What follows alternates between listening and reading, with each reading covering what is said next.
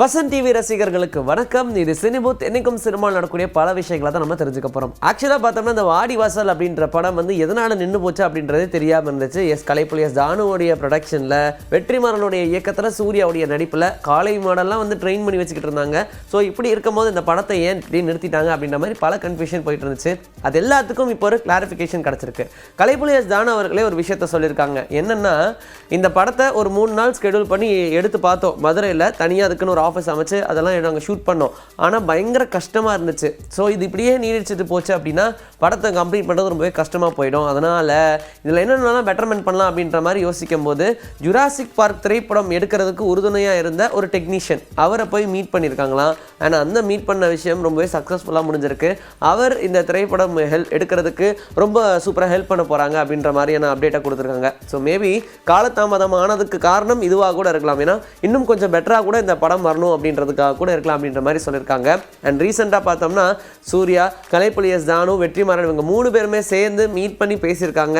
And அந்த ஒரு விஷயமும் ரொம்ப பாசிட்டிவாக தான் முடிஞ்சிருக்கு. இந்த திரைப்படத்தை கூடிய விரைவில் எடுத்து கம்ப்ளீட் பண்ணும் அப்படின்ற முடிவையும் எடுத்திருக்காங்களாம். என்னதான் விமல் அவர்கள் நிறைய திரைப்படங்கள் நடிச்சுக்கிட்டு இருந்தாலும் வெப் சீரிஸ் ஒன்று ஹிட் கொடுத்ததுக்கு அப்புறமா ஒரு பெரிய கம்பேக் கிடைச்சது அப்படின்னே சொல்லலாம். அதுதான் விலங்கு அப்படின்ற வெப் சீரிஸ். அதுக்கப்புறமா படத்தில் நம்ம அவர் அதிகமாக பார்க்க முடியுதோ இல்லையோ, வெப் சீரிஸில் கண்டிப்பாக பார்க்கலாம் அப்படின்ற மாதிரி சொன்னாங்க. ஏன்னா அதுக்கப்புறமா ரிலீஸ் ஆன படங்களுமே அவருக்கு பெருசாக கை கொடுக்கவே கிடையாது.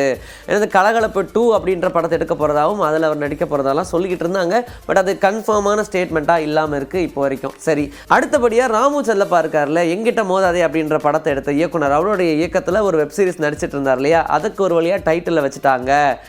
ஓம் காளி ஜெய் காளி அப்படின்ற மாதிரி அந்த வெப் சீரிஸ்க்கு டைட்டில் வச்சுருக்காங்க. இதில் கஞ்சா கருப்பு, திவ்யா துரைசாமி, பாவனி அப்படின்னு சொல்லி எக்கச்சக்கமான நடிகர்கள் நடிச்சிருக்காங்க. ரொம்ப பரிச்சயமான நடிகர்கள் நடிச்சிருக்காங்க. ஸோ இந்த வரிசையில் அடுத்ததாக இந்த வெப் சீரிஸை பற்றின அப்டேட்டு கூடிய விரைவில் உங்களுக்கு சேரும் அப்படின்ற மாதிரியும் கொடுத்துருக்காங்க. சரி, இந்த விலங்கு வெப் சீரிஸில் நடித்த விமல் அவரை பற்றி பார்த்தாச்சு. இதை இயக்குன பிரசாந்த் பாண்டியராஜன் என்ன ஆனார் அப்படின்னு கேட்டால் அவரும் அடுத்ததாக ஒரு படத்தில் கை வச்சிருக்காரு அப்படின்ற அப்டேட் கொடுத்துருக்காங்க.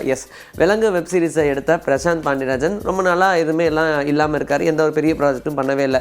ஏன்னா முன்னாடி லக்கி அப்படின்ற படம் பண்ணாங்க. பட் அதுவும் பெருசாக போல அவருக்கே ஒரு பிளாஸ்டிங் கிடச்சது இந்த விலங்கு வெப் சீரிஸ் தான். இப்படி இருக்கும்போது சூரியோட அவர் கை கோர்த்திருக்காரு. கருடன் திரைப்படம் என்ன மாதிரியான ஒரு ஹிட்ன்றது நமக்கு தெரியும். யாருமே எதிர்பார்க்கவே இல்லை. கதையின் நாயகனா, கதாநாயகனா இல்லாமல் கதைக்கால நாயகனா பிரதிபலித்தார் அப்படின்னே தெரியும். விடுதலை படத்துக்கு அப்புறமா அவரையும் கையில் பிடிக்க முடியறதே இல்லை. ஸோ இப்படி இருக்கும்போது இவங்களுடைய கூட்டணியில் இப்போ அடுத்தபடியாக ஒரு படம் உருவாகுது அப்படின்ற மாதிரியான அப்டேட்டை கொடுத்துருக்காங்க. யார் இதில் நடிகைகள், யார் நடிகர்கள், யார் எல்லாம் ஆட் ஆன் ஆகிறாங்க, டெக்னீஷியன் யாரெல்லாம் இருக்காங்க அப்படின்ற மொத்த விவரத்தையும் கூடிய விரைவில் நமக்கு கொடுக்க போகிறாங்களா. வெங்கி அட்லூரியுடைய இயக்கத்தில் நம்ம எல்லாரும் வாத்தி படத்தை பார்த்துருப்போம். ஏன்னா தமிழில் அந்த படத்தை சொன்னால் தான் எல்லாருக்கும் தெரியும் அப்படின்னு நினைக்கிறேன். அப்படி இருக்கும்போது அவருடைய இயக்கத்தில் அடுத்தபடியாக லக்கி பாஸ்கர் அப்படின்ற படம் உருவாகியிருக்கு. துல்கர் சல்மான் நடிச்சிருக்காங்க, மீனாட்சி சௌத்ரி நடிச்சிருக்காங்க. இந்த மாதிரி எக்கச்சக்கமான நடிகர்கள் பாட்டாலும் அதில் இருக்காங்க. நமக்கும் தெரியும் லக்கி பாஸ்கருடைய கதை என்னன்னு. ரொம்ப ரொம்ப காமன் மேனாக இருக்கிற ஒருத்தர் திடீர்னு ஒரு வளர்ச்சியை சந்திக்கும் போது என்னென்ன மாதிரியான பிரச்சனைகள்லாம் அவருடைய வாழ்க்கையில் வரும் அப்படின்றது தான் இந்த லக்கி பாஸ்கர் திரைப்படத்துடைய கதைக்கலாம். இந்த படத்தை சீக்கிரமாகவே ரிலீஸ் பண்ணும் அப்படின்றதுக்காக செப்டம்பர் பிளான் பண்ணியிருந்தாங்க. பட் இப்போ அப்படி கிடையாது. இந்த லக்கி பாஸ்கர் திரைப்படத்தை செப்டம்பர் 7ஆம் தேதி ரிலீஸ் பண்ணுறதா பிளான் பண்ணியிருந்தாங்க.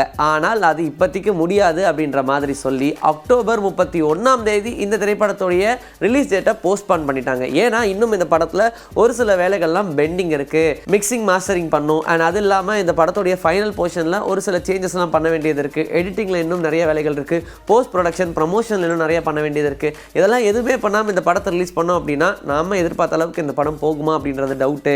அதனால் பேசாமல் டேட்டா தள்ளி வச்சிருவோம் அப்படின்றதுனால டீமாவே சேர்ந்து இந்த முடிவை எடுத்திருக்காங்களாம். இன்னைக்கு நம்மளுடைய சினிபூத்தில் சினிமா பற்றின பல விஷயங்களை பார்த்தாச்சு. இதே மாதிரி அடுத்த எபிசோடில் உங்களை நான் சந்திக்கிறேன். This is Bye from Vijay Street. Take care.